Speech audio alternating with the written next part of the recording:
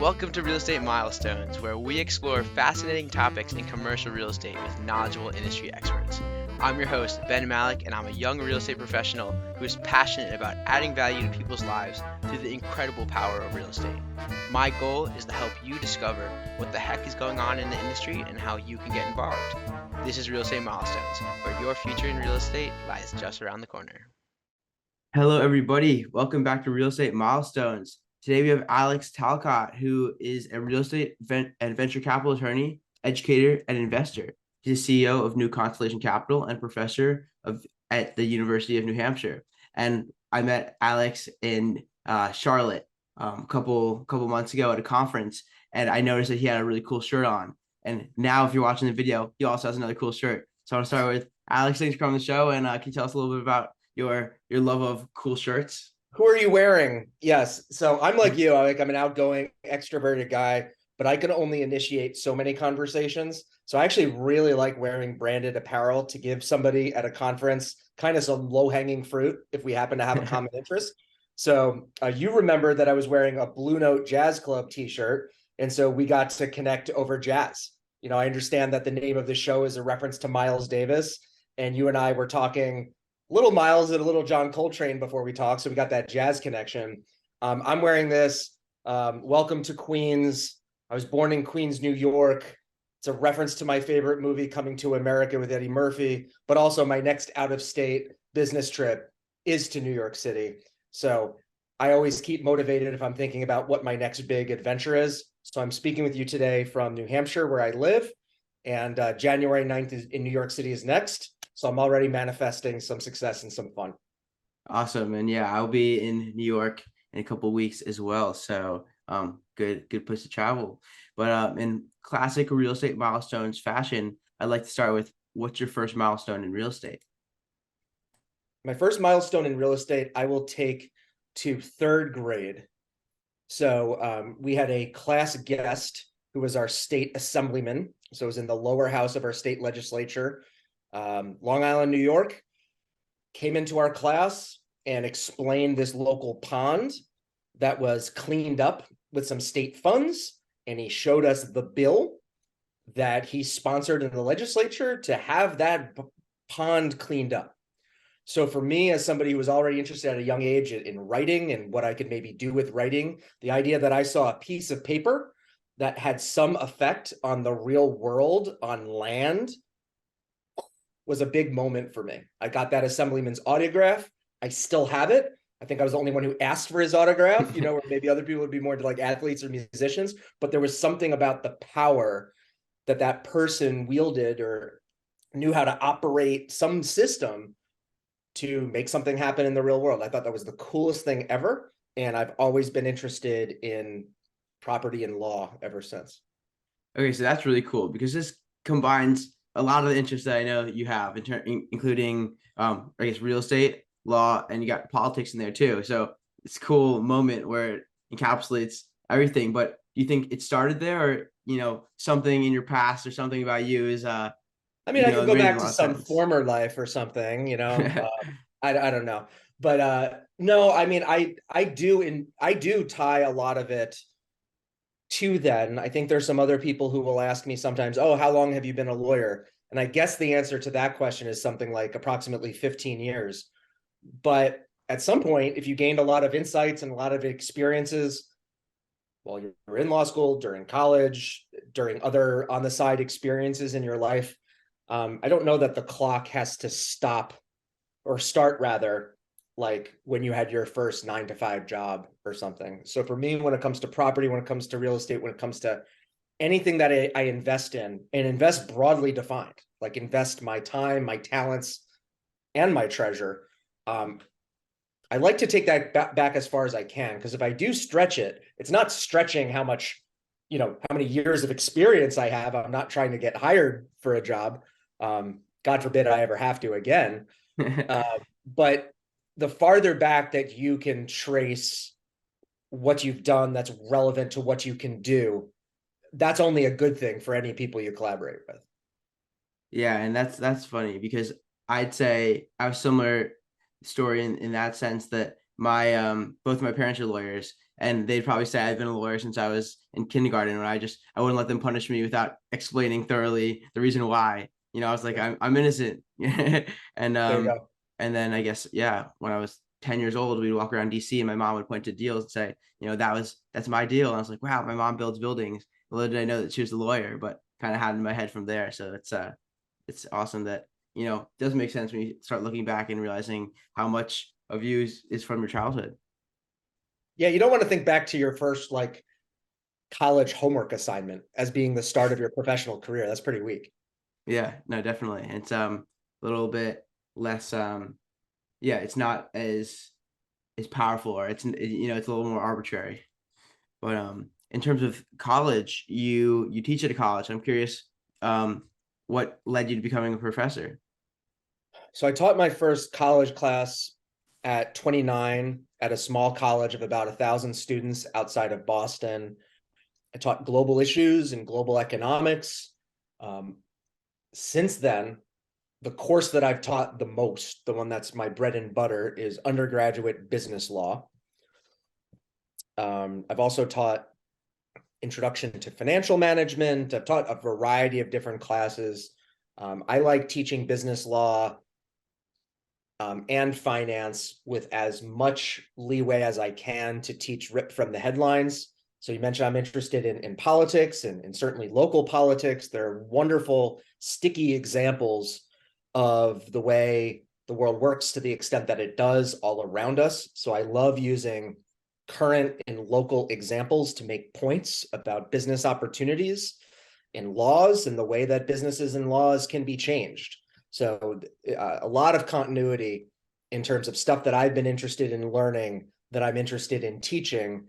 And the best classes are the classes where I'm thinking out loud, the seminar style classes. So I led the first fintech seminar at the MBA level at the University of New Hampshire. So really, really small class, which felt like maybe more of a directed learning or a lab where we were in it studying in real time a lot of the changes that are happening in financial technology. So I love teaching classes that are at the cutting edge or even taking pretty stock curriculum and making it as current as possible. Awesome. Well, I'm definitely going to ask you about some fintech and some changes going on with what's going on right now. But I want to get a little more into what you like to teach as a professor. I mean, I loved business law. I thought most of my friends thought it was a boring, really difficult class. Well, you probably had a good professor. Business law tends to be a cult of personality. It tends to be a love-hate relationship with whoever is leading you in the learning experience. It can be really painful if you don't hit it off with your teacher. Did you like your teacher? I really liked her. A lot of people didn't like her because she was strict, but I liked her. Oh, I loved strict teachers in college. They were awesome. I don't, I'm not paying for compliments. I want to know what I'm good at and what I'm not good at, and maybe to get some help where there's potential. So good for you. Absolutely. So what is I guess the most important lesson you teach in business law? I'm curious what you think is the point of emphasis in that class. Yeah. Maybe so, real estate specifically as well, if you want to tie it in. Yeah. It's that the worst word that you can cling to as a learner who wants to function in society is they. There is no they. You are they. Or I see you have the Beatles behind you, so maybe I should say some variation as I am he and you are me and we are all together. You know what I mean? Yeah, exactly. Like there is no they. Like, yes, there are certain power structures, but many of them are made by man and can be overcome by man. So I don't like it when people relinquish the ability to make a project, make a company, make a change on the basis of some ineffable they. A lot of times the they, you can unpack who are the who's or what are the steps that might be in my way to go through methodically, or what opportunities are there to disrupt or bypass that traditional route appropriately with as little risk and consequence as possible. So I like to get real with my students about knowing our who, what, when, where, why, hows about what we're studying. Okay, so I guess I want to unpack that a little bit more. Do you feel that, I guess, the U.S. as a whole, or some section of the U.S. is would you say that in terms of our structure as a democracy, how much do you think that, we truly are a democracy versus, Yeah, it's a we're fair the question. people? Do we take our democracy for granted, and what are the metrics by which we measure that? Is it voter participation? What is it exactly? One that I can communicate to you from here in New England, where our democratic structure of the New England town meeting, where the town comes together huddled in a room and decides school budget and things, like there's a lot of that is alive and well structurally where I live, but how vibrant it is requires people to show up. So it is the case that even in the places that have the most quaint settings and the best reputations for idyllic democracy, it is not the case that every zoning board meeting will have a quorum or has as many members and alternates as it's entitled to. So yeah, it all depends on us as an educated and active participants in our democracy to keep it alive. So the founders were aces on that. John Adams was all over that one. Yeah, I agree. I think the founding fathers had a great vision. I really like that idea of coming in and joining the town hall. I feel like that's the quintessential idea that we're trying to achieve. But how do we achieve that on a national scale? I feel like you can't have 300 million people come into Congress and voice their opinion. Direct democracy is difficult. Ranked choice voting takes a long time with current technology and familiarity to process. So to the extent that the states are often described as laboratories of democracy, and places like New Hampshire and Massachusetts have a lot of different towns, a lot of different municipalities to try things out, and there are inefficiencies there. The best thing is to not just have a one-size-fits-all top-down approach. I'm very pleased with a lot of experimentation that's happening with governance and property ownership that's happening in Web3. So that's a major emphasis of mine. So since I last saw you in person, I've had some real estate acquisitions and some real estate transactions, but acquisitions are certainly on the back burner because of interest rates being as high as there are. So I'm investing in a lot of property potential in the metaverse. All right, yeah. So let's talk about that. What's your thesis? Because there's a lot of skepticism around the metaverse. I think it's an interesting concept, but I don't want to spend all my time in the metaverse. Is that a relevant criticism? What Yeah, absolutely. The same way it's okay. The older I get, the more honest people get about their guilty pleasures. And I am still surprised sometimes when people let me know that they're into D&D, they're into Dungeons and Dragons. And, there's some people who have some like geeky interests in whatever. As long as you're not spending all your time in your mom's basement, you can have a healthy, wonderful, productive social life and life. Yeah, absolutely. So yeah, what do you like about the metaverse? Why do you think it's worthy of your investment capital? Yeah, it's where I see a lot of the cheapest, best capital at the moment. So cost of capital is very high in terms of borrowing from banks and whatnot to acquire stuff, and then forget it with inflation about actually in labor participation in terms of actually making improvements with said land. So I took a look at less capital intensive projects, and Twitter spaces are fascinating places where smart people are thinking out loud and forging relationships. And social media feels more social than at any time in my life since the AOL chat room, and now surpassing that. I had the great pleasure of meeting the former CEO of AOL at a political conference last month, and I let him know that. I was like, there was this huge drop off in social media being social after AOL wasn't as popular, but now all of a sudden we have people at varying levels of docs knowing one another and sharing ideas, and sometimes those ideas become next level conversations, sometimes they become projects, sometimes they become companies, sometimes they're part of movements. And so I'm finding at very, very low cost, I can network. And that's been really exciting for me. It has stretched my days. I've been trying to go to bed a little bit earlier. I have a family that's pretty early to rise here on the East Coast. it's challenging because I've been rediscovering a lot of the talent that's out there on the West Coast. I have a lot of new friends in Las Vegas and Los Angeles, and talking with them at what might be bedtime for me is when they're just finishing dinner. Yeah, that makes sense. I think I like the East Coast time because I still go to bed pretty late and wake up pretty late. I mean, if you're a sports fan, the West Coast is pretty great. So like when I'm in Las Vegas, if you can like wake up in the morning and college football is already on a Saturday, I mean, that is pretty great. Yeah, I like Central Time. We get noon football, roll out of bed, start watching Sunday football. I do have somebody on my team who was hired this past year in the Philippines, which is fantastic because our days are entirely different. And so I feel like a greater continuity in my business and my business communication, knowing that, when I go to sleep, Ro's getting started. Yeah, that's pretty cool. Yeah. So, in terms of changes in the economy, in real estate, in fintech, what are some of these key changes that you're focused on that you think is the next maybe investable trend or just the macro trend that's affecting, our daily lives? So looking at real numbers and not just assuming that with higher interest rates, well, that means that people, the price points of properties have to come down to adjust for that because people aren't getting substantial raises at work, certainly not beating CPI. So just looking at the actual numbers where you might assume like, oh, well, it's probably a wash, prices will just come down on properties because the amount that people can pay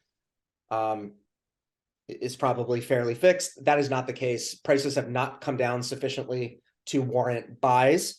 I think it's a real tough time, especially if you're relying on the news of old podcasts. I mean, a lot of those things that might have been taken for granted because they've been the status quo for some time, you got to revisit it. You still got to check the numbers. You still got to check the situation or have a team that is well suited to have certain people stay on top of, okay, what is changing and what is not changing. So I think real estate acquisitions are very, very difficult right now. The only traditional apartment buy that has come across my desk in months that I like is a company that I serve on the board of directors of. And that company, we have an acquisition in Houston where we have an assumed 2.5% interest rate because it's a HUD loan. So that's just a horse of a different color in terms of a deal like that. But other than that, the kinds of property that I'm looking at right now are of the digital type, are of the ones where there's a physical aspect and there's a digital aspect. My attention is now 70 to 85% on Web3 projects, but 5 to 10% of the Web3 projects do have an overlap with real property or other kinds of property. So for example, the most recent property interest that I bought into is a phygital proposition that involves a tract of land in Wyoming. And my buy-in to that land was by purchasing an NFT. Projects like that are really intriguing to me. And so those are the kinds of real estate related projects that I'm apt to be engaged in 2023. Awesome. So I find NFTs and the link to the real world, especially within real estate, to be one of the most compelling uses for various reasons. There's one glaring problem that I have that I want to see if you can overcome or see how you think about it. Because my biggest issue is the fact that we have this digital NFT, which has a immutable ledger, chain of history that, it can't be faked. But how do you connect that to the real world with, this whole idea of trustlessness and decentralization? But I don't see a way of connecting an NFT to the real world, to a real property interest, without having some sort of trust in a entity, and definitely not decentralized completely. Absolutely. So somebody who's as educated and inquisitive as yourself, you are probably a very trusted person in terms of navigating investment opportunities in the future for your trust network of friends. I feel like I'm similarly suited. That's something that I've been preying on, for years and reflecting on, the kind of leadership that sometimes feels thrust upon people like you and me. So what that means is, you're right, it's not cost effective to have those people who are untrusting of investment opportunities to kick the tires in some way. Like, it doesn't make sense for them to hop on planes and book hotel rooms to check out like everything that is out there, or that they would even know what they're looking for. But I have discovered that my people want me to do that, at least on their behalf. So in the example of this Wyoming property, that's a pretty good time for me to get the old selfie stick out and to take a tour of the land and be like, I'm here. And so, you know what I mean? Like, there are all different indicia of trust in ways that you can demonstrate the reality of your propositions. Yeah, absolutely. But from a legal aspect, how do we ensure that the interest that you're buying in an NFT is truly an interest in the land? And from your it doesn't have to be. I'm sure it doesn't have to be. That's a great question. So I think the idea of recorded title to real property is but one aspect of ownership. I had a conversation about this yesterday with one of the best IP attorneys in Chicago, who happens to be a dear friend of mine from law school. He also teaches at the University of Illinois Law School. And the first thing that you start a conversation in property law and law school about is the notion of thinking about property as a bundle of sticks.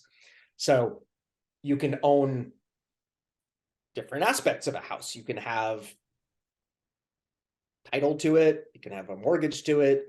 There's what you can do and what you can restrain others from doing. So if the bank has an interest, and the bank does have an interest on my home, I can't have a bank teller show up at my house and say, we have an ownership interest in your house, set up the cot, I'm sleeping over. Like, they can't do that, right? So we have this sense that, like, when you own stuff, even if you don't own it fully, and what the heck does owning something fully even mean? That's almost metaphysical. So there are all sorts of things to value that you can own, like your right to do stuff. And what I find with your generation, and you're a Gen Zer, I'm an old Gen Yer, is you're so experiential. It's one of the things that's really exciting about the future that the boomers don't understand about you, is that you are not going to be spending all your time on your phones in the metaverse. You love going to live concerts. When you can't buy tickets to a Taylor Swift concert, you get really, really mad. So there are going to be all different ways to experience and use property of different sorts with the proliferation of smart contracts that are ever smarter. Mm-hmm. Yeah. So, I mean, smart contracts are really interesting. And I think that that's one of the most exciting pieces of technology, just given, I guess there's a way to keep it in the digital world to actually have some trustlessness there. I mean, you always want to have some trust in the system, that, you're actually, I mean, if you don't know how to analyze the code yourself, you need to have trust in someone, is what I mean. Yeah. So there are different things, right? So if I go to that land that I referenced in Wyoming and I'm not arrested for trespassing, that is one little piece of evidence that what I experienced was legit and my arrangement is legit, right? But with token gating to get into events, that's another data point from a user experience standpoint, where if the NFT that you own is your ticketed admission to a Fish reunion show, and you got into the show, you weren't kicked to the curb, your trust level in that technology goes way up. The history of fintech has been how trust is built, and a lot of it comes down to experience. So ATM machines are a great example. ATM machines came around a little bit before I was born. And for my parents, they needed some level of trust that if they were making a cash deposit, that this unfamiliar machine was not a paper shredder, that the cash was actually going to be recorded in some fashion. And the story of how that happened involves laws, insurance industry, and just straight up word of mouth among friends that, oh yeah, that thing works. It's not that bad. And speaking of, we thought that FTX worked for a while, but turns out it didn't work. I don't know what we thought, but I don't know if there's a we. There's definitely not a they. There's a we the people. I am fortunate to have not been among the we of FTX. And FTX was, frankly, good for what I do. Not only in terms of like reinstilling the familiarity of like person-to-person trust and proceeding with businesses, but I have a conference that I've been working on preparing for some time. And I think that the FTX debacle is going to help drive attendance. So I'm co-hosting a conference called Crypto Regs in April 26th to 28th in Atlanta. So crypto regs, crypto regulation. We are encouraging founders who want to be prepared to shape regulations, to abide by, to shape regulations. So we have the founder community, we have lawyers and accountants coming, we're going to have regulators come, and that's going to be some real serious business. And I expect some serious attendance at my conference because of FTX making, front page news, not just business section news, obviously. Now, for those people who think that crypto regs is really dry in a space that is really exciting, don't worry. We're having an after party that is partly branded crypto action. So for the action takers or the more creative creators, crypto regs during the day, crypto action at night. So just knowing who you are, I can't imagine it being boring as much as you think crypto regs is dry. So anyone who's considering going, I would not worry about it being too dry. Yes. We have multiple DJs competing for our business. So awesome. Yes. Sweet. That's great. So, but I want to unpack this Sam Bankman-Fried FTX situation a little bit, just given that you have some expertise that not everyone or most people don't have. So I want to hear just more about your perspective on, what transpired and why that was okay or not okay. Where's the fine line? Was there a fine line, or was it pure fraud? And what do you think are the implications politically? Because I just think it's really fascinating that Sam Bankman-Fried was one of the largest, if not the largest, donor to the Democratic Party, and now it feels like there's a lot of a lot of cynicism to be had here. Well, you have curly hair too, so maybe you're also no. No. So I always say in politics and in government, the two things that political pundits and elected politicians do best are underreact and overreact. So I will comment actually on an overreaction aspect of it, because there are enough people who are, wagging their fingers, and I am not excusing the guy at all, but just to be a little bit different. Here's a point on overreaction that I've observed. During the congressional hearing that he was unable to attend because he was apprehended in Bahamas the day before, there was this outrage that was iterated and reiterated by a member of Congress on the dais when she heard that not TurboTax, QuickBooks, that the accounting of the company was done on QuickBooks. And there's this exchange, QuickBooks, like, oh, QuickBooks is not good enough. And if you look at some of the comments on Twitter, you have different CPAs who are saying, oh, it's not really the software, it's how it was used. And some people say, no, the software is insufficient because it doesn't have this feature or that feature. And by the time you get to this level of sophistication of a company or the sheer size and volume of a company, it should be this and this. But I think that shows that because there's not a resounding QuickBooks is not good enough, and that must have been a heck of a day for their corporate communications people when their when their Google News alerts were firing up that there's some like insufficient company. I think what that raises is that like a lot of companies and a lot of organizations, especially when they grow hyper fast, can be overwhelmed.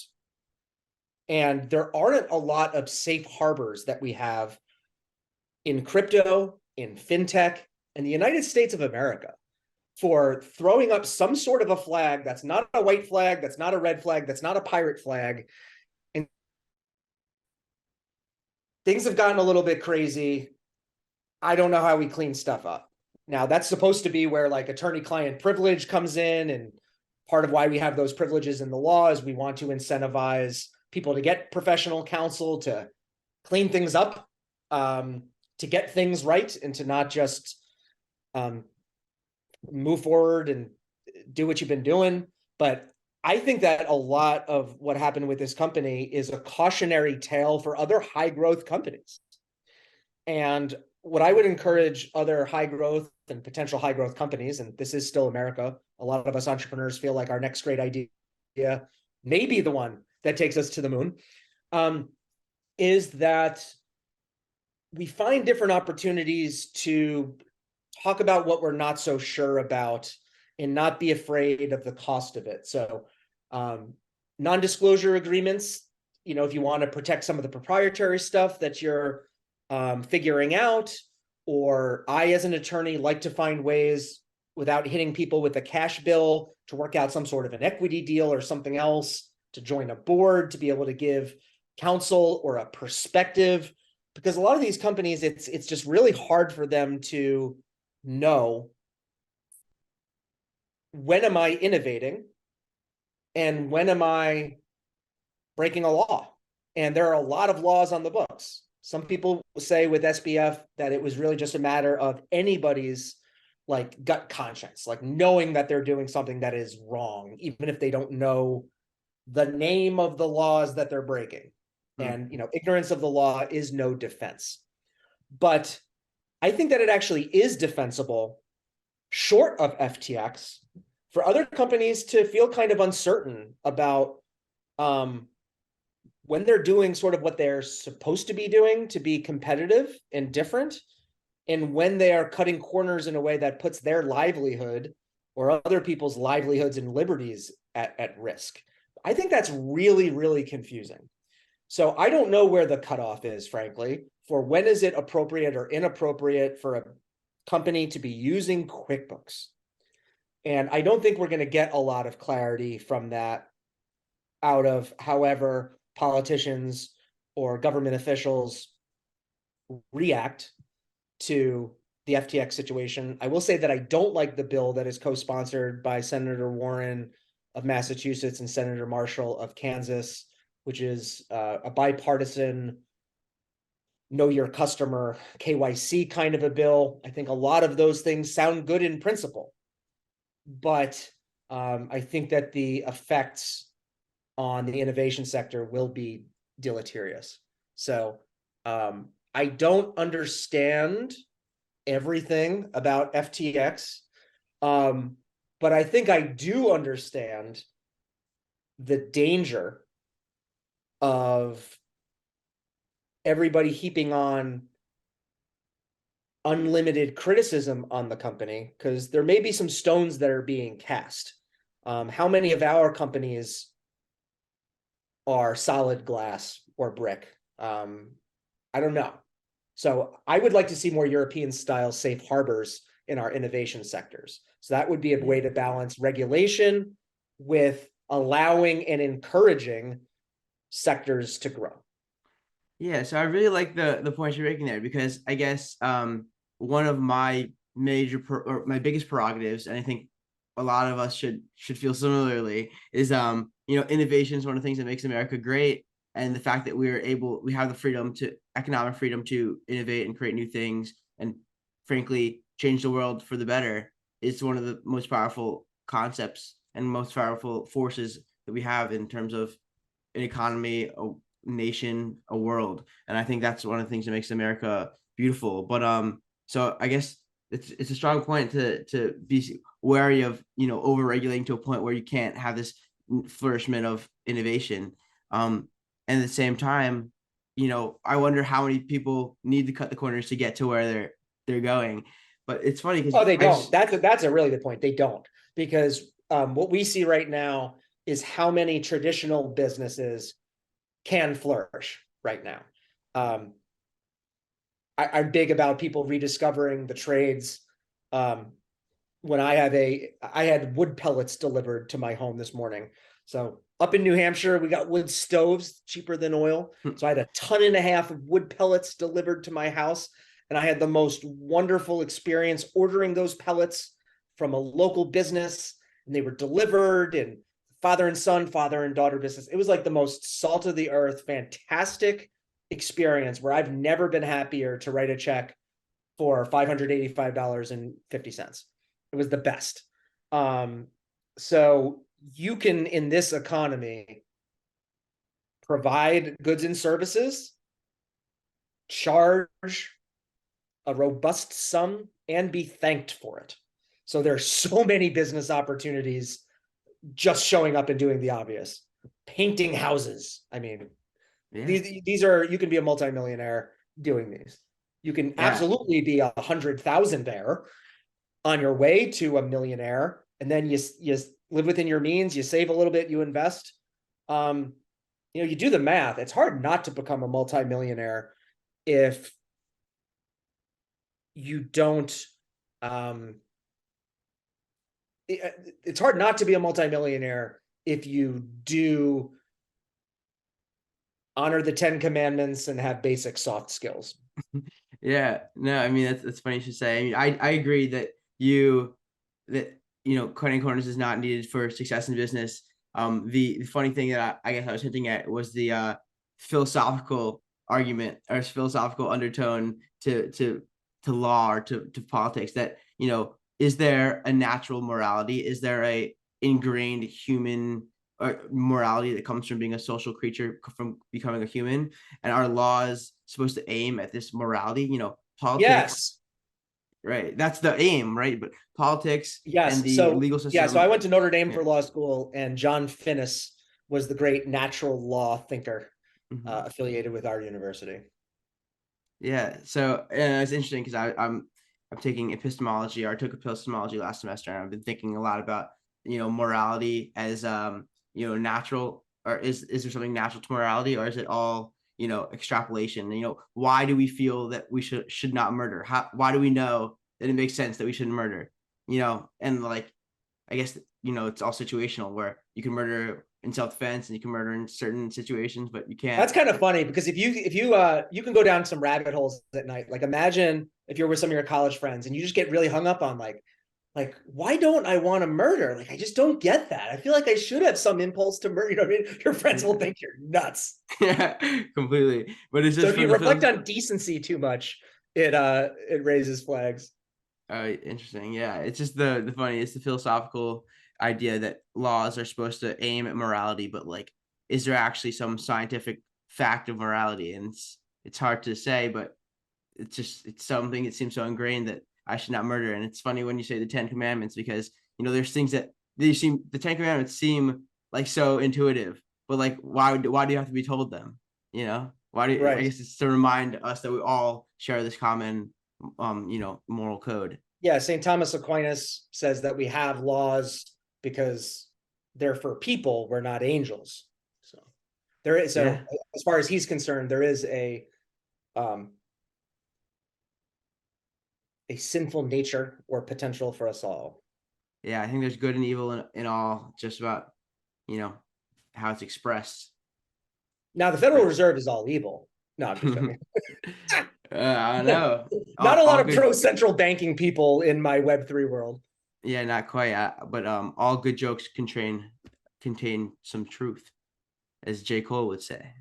Okay. Speaking of, I want to get to the lightning round, but I first want to ask you, what you're working on in music. That's a common interest we have. Absolutely. So there is a NFT community that is currently called Webstock, W3BSTOCK, and they're doing some interesting things, organizing access to other folks' events and hosting their own events. They've had some really interesting perks for their NFT holders, including access to a private Method Man concert. There's a forthcoming concert in New York City in mid-April. They've done stuff in London. They provided value to me when I was in Miami during Art Basel Miami. They're bringing together pre-Web3 musicians who are hip to reach their audience more directly. They are creating rap battles in the metaverse.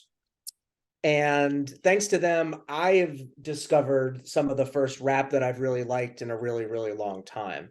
I really like a lot of the underground rap that is connecting with fans by way of Twitter Spaces and selling music NFTs. So Webstock, based on its home in New York City, relationships with music media in its network, is creating some really fun music opportunities. And I see a number of ways to make that organization better. And I'll be joining them in a formal capacity in early 2023.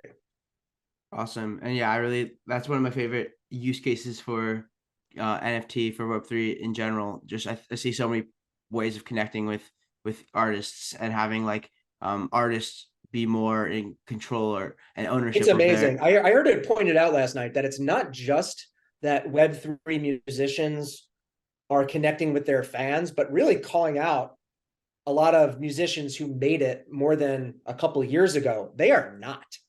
They have very PR person managed social media presences. Whereas I'll give a shout out to one of my favorite new rappers, Nessie the Rilla. So Nessie the Rilla, a native of Detroit, makes his home in Houston now. A very affable artist who loves his fans, and he loves his fans by chatting with them in Twitter Spaces and releasing music regularly for them. So he releases a new song like almost every Friday night, and you can buy it on OpenSea. That's cool. Yeah, and as a holder, it kind of become part of his clique. Like, people were invited to join a music video shoot that he was doing in Miami during Art Basel Miami. So people like you and me probably wouldn't have thought that we'd have our chance to witness or be in a rap video or whatever. But, there are some artists who love their fans. Yeah, that's awesome. And I love the idea of, you get to be early. It's like, oh, I knew him when he was, all the way back there. It's like, oh yeah. Like, it's do you cool. have his NFT? It's pretty cool. Yeah. Like, FOMO, there should be like a different word for FOMO. That's not like a fear of missing out, but a joy in being in or something. Like being early just like feels really good. You don't want to throw too much money at something and to, believe your own hype that you're investing in somebody who's the next fill in the blank.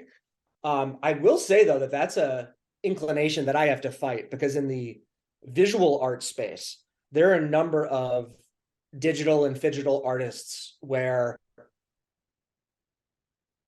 I don't know, man, there might be some Picassos in the mix right now, and they may be people who are DMing with their fans on Twitter, and that's just a crazy thought. But it's been a very positive thing in my life. I would say that the thing that has made me feel the most alive in the past year, other than watching my children and their chosen activities like horseback riding and hockey and all that special stuff like that, that's like an amazing vicarious thrill that I have. But it's been getting to know artists, the relationships that I've built with people way more creative than I am, and not being too familiar and assuming that they want all my feedback or like whatever. I understand that I'm a customer, but at some point these artists are nice enough that you're kind of like, I think we're friends. And I found myself saying that like a little bit like this past year with certain people, being like, it kind of started out as a fan, but I'm gonna go ahead and say it. I think we're friends. And in awesome. Web3, we have a word, friends, FRENS, where it's this idea that is the full word. So we'll make it a little slangy. But as an adult, there are a lot of people who are making friends, and it's wonderful. Yeah, that's awesome. I think some of my best friends don't know that I exist. Lex Friedman, I think he's one of my friends, but I only listen to him. He doesn't listen to me, I don't think. Cool. So you ready for the lightning round? Oh yeah. Okay. What superpower you want if you could choose any superpower? And I hope you're ready for this question, because I'm hopefully your kids have asked it before. I have a superpower. My superpower is speed reading. So I can read faster than anybody who I've ever met. I self-taught from an infomercial in the 80s. I didn't need to buy the course because I got enough from like the 25-minute demo. And that has helped me consume a lot of information. I know a lot of people try to consume a lot of information by playing podcasts at 1.5x or whatever. I don't do that. I am a visual linguistic learner, and I read a lot, and I read really, really fast. Well, that's one I don't have. I used to, read read next to my mom, and she'd do 4 pages when I do 1 page. And she's also a lawyer. I guess that's why I'm not going down that route. So what's your favorite book, or what's the one that's helped you the most on that note? Man, we're going to go back to some religion and philosophy. So it's Confessions by St. Augustine, because the impression that book made upon me is, the saying like, well, I'm not a saint, but well, guess what? Even saints don't feel like saints. And St. Augustine, Bishop of Hippo in North Africa, felt guilt in his life and felt unworthy of God. And yet he made fantastic contributions to Western culture and the world. And that was a very special book for me to read in a guided fashion with some excellent lectures by the late Professor Charles Stinson of Dartmouth. Yeah, that's awesome. And I feel similarly with my professor, Ron Berger, who's known in the industry as the best reader of Plato alive, if not ever. That's what I was told on the first day by one of the grad students. So just wow, did you take you in the caves? No, but I got this right next to me. We read we read Philebus, one of Plato's harder dialogues. I got to prove up the fact that I'm a reader now, since you just like showed one visually. So the book that I have right here is Proof of Stake by Vitalik Buterin, one of the co-founders of Ethereum. And I'm working on a book review for the New Hampshire Bar Journal, because I need to explain some crypto Web3 things to lawyers who might not be as hip and cool as I am. Well, that's awesome. You should post that on LinkedIn or send it to me, because I definitely like that kind of stuff. I want to hear how you synthesize it. But it's gonna be more than just knowledge. It'll be fun too. But I got Symposium. I got Plato Symposium. So what motivates you to continue every day? Kids are the easy answer. And because I am, like you, somebody who strives to be intellectual and honest, I put out there that I wasn't sure about this kind of unconditional love for children switch that supposedly throws and you're able to lift a car if they're ever in danger. I am pleased to report that switch was thrown, and there's nothing that I wouldn't do for my children. And easy. Awesome. So what advice would you give to someone who wants to follow in your footsteps? Humble thyself in the sight of the Lord, and he shall lift you up. I think it's a good idea for people to reflect on their gifts, and you can be aware of your gifts and not too prideful if you also attain the humble understanding that those gifts are meant to be shared. So being yourself is not just a thing that you do because nobody likes a phony, but being yourself and reflecting on what intentional gifts you have for the betterment of your neighbor is the best thing you can possibly do. So I always have to make sure that I'm not too head in the clouds, but I'm still an action-oriented person who's capable of reflective thought. So I would hope that people who try to be like me in some ways and hopefully avoid being like me in others, do try. Well, beautifully stated. And since I put you on the spot, I want to give you a chance for revenge. So what's one question you have for me? Yeah. So you're in Potomac, Maryland, speaking with me today. You're a senior at Tulane University in New Orleans. And it's my understanding that you are a free agent for which city or where you may be living after graduation. Tell me a little bit about what kind of a place would make itself worthy for Ben to take his talents.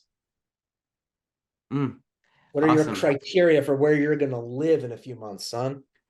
So my criteria would be, I guess, first priority is being with people in real estate who have a lot to teach, who I have a lot to learn from, who, I could bring my skills of, finance, my social skills, my I guess my networking skills, somewhere I could bring myself and learn and grow significantly. So that's the first priority, where that could happen in a lot of different places. But then following that would be a place where there's a lot of other people in real estate, a lot of other people in multiple disciplines in which I can network with, I could talk to, I can befriend. So I mean, I guess cities of a certain size and stature would. That's very interesting to me, because that is responsive and that does eliminate some places. So I could see somebody like you going somewhere to be a big fish in a little pond, but you're actually very genuine about wanting to learn and have some mentors and some collaborations with folks who are senior. And that's pretty cool. That's pretty interesting. So that suggests to me that, yeah, you're going to go to a place of some population. I'll be really interested to see, God, what's the smallest size place that could handle you? Maybe Nashville, Tennessee. That's probably about the smallest. So Nashville or bigger. Yeah, I would. That's honestly, that would be pretty spot on to what I've been thinking. Like Nashville, something is on my radar. Sounds like a cool place. A lot of real estate, a lot of growth. If I were to do house hack, FHA, fourplex, it would probably appreciate it in the next year, not next year, the next, relatively long hold period. So I mean, yeah, that's the last criteria. Somewhere where I can buy a fourplex, and do an FHA loan and make some money in, not just make some money, but build some equity in real estate and start growing my portfolio from that perspective. But that's the last. I guess that is a big priority of mine. But I guess the last on the criteria, because I think the knowledge that I gain and who I become by what I learn will be the thing that is the most powerful going forward. That my true path of life is the life of growth, the life of knowledge. You could say the life of philosophy if you love Plato.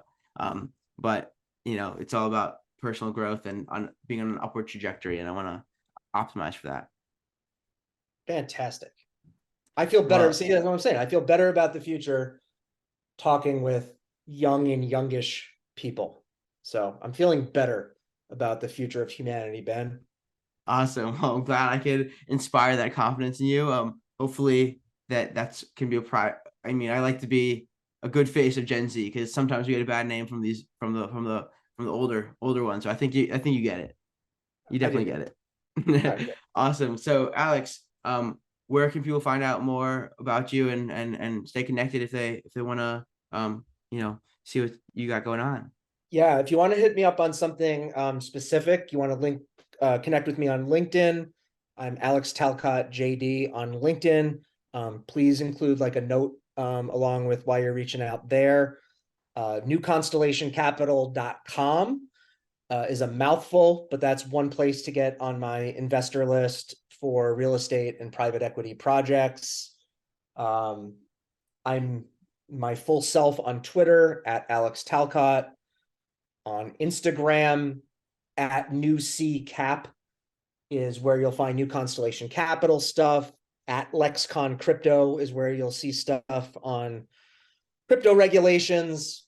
You mentioned an upward trajectory. If you're into space technology and investment opportunities and education there, you can check out Terra Launch on Twitter. That's a partnership that I have. And I'm probably forgetting a few other projects. I'm up to 27 portfolio companies, and knock on wood, there will be more by the end of 2023. Awesome. Well, Alex is everywhere, so you know where to find him. And I'm looking forward to following along with your projects, and I hope everyone else checks them out as well. Well, Alex, thanks for coming on the show. It's amazing to chat again, my friend, and I appreciate it all you've shared. Alex and everyone, keep making milestones.